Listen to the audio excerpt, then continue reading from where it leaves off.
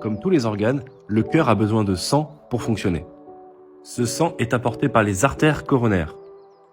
Ces artères sont situées à l'extérieur du cœur et l'enveloppent.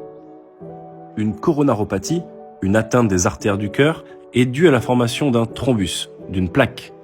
Ces plaques se forment dans les artères du cœur et sont notamment dues à des dépôts de cholestérol.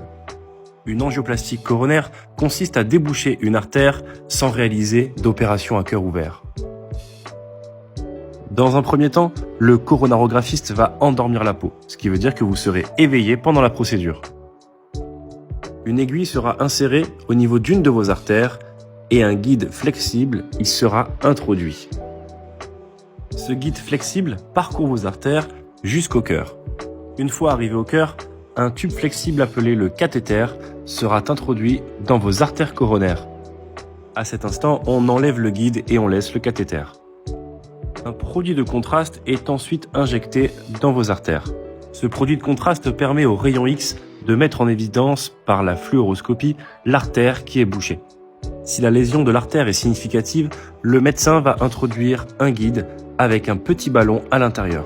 Ce ballon est ensuite gonflé pour déboucher cette artère qui posait problème. Cela va déposer les dépôts de gras contre la paroi des artères.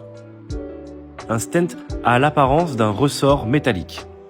Il permet d'éviter que l'artère ne se rebouche après l'angioplastie.